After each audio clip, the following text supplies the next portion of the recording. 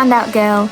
My name is Susanna, and I just wanted to share a quick word with you that God has really just been challenging me with. And He's been asking me this question: are you willing for me to interrupt or disrupt your day and your life?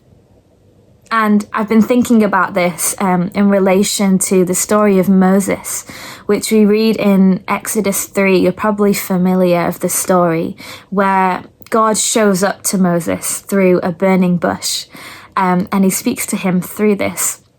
But I want to backtrack a little bit and just talk about the fact that Moses had run away from Egypt, from the place that he knew well, from the place that he grew up, and he had his identity in that land.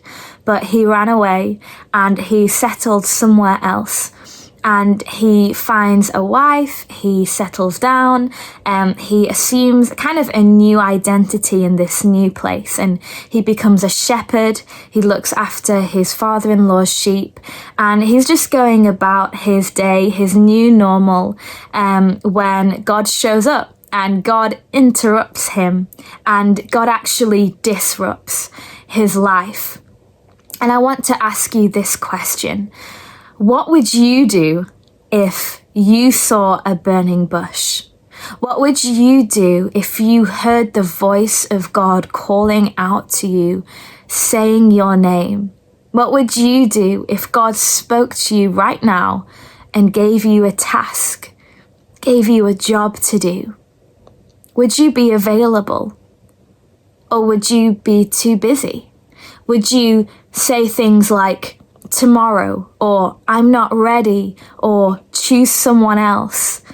Would you say things like, God, wait till I'm at this stage of life, wait till I get this done, wait till I meet that person?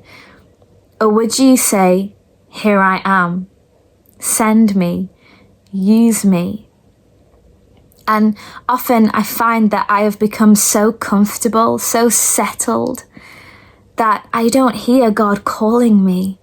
I don't hear him crying out to me to do something, or to talk to someone, or to go to that place, or to be there for that person, because I'm so caught up in my life. And I want to ask you and challenge you, is God trying to interrupt you? Is He trying to disrupt your life and cry out to you and say your name and call you to do something? God had a bigger task for Moses than just looking after his sheep. He had something bigger. He had a call for Moses that would change the course of history, that would be so monumental and so significant. And I'm so glad that Moses didn't settle for just being a shepherd, but he answered the call of God.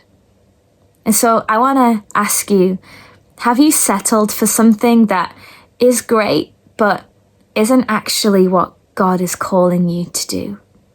And maybe it takes us pausing, being available and listening to God's voice, and just changing our path a bit and saying, God, you know what? Interrupt my life, disrupt my life. Show me the areas where I've just settled and where actually you might have something bigger and better for me. And let's be available to that call. It wasn't comfortable. It wasn't easy for Moses. But I think he would agree and say that it was the best thing he did in obeying the voice of God. And so I encourage you to do that today. Invite God to interrupt your day, to say, God, your plan and your will for my life. I'm here, I'm listening to you, I'm available. And let's go out and do the amazing things that God has for every one of us.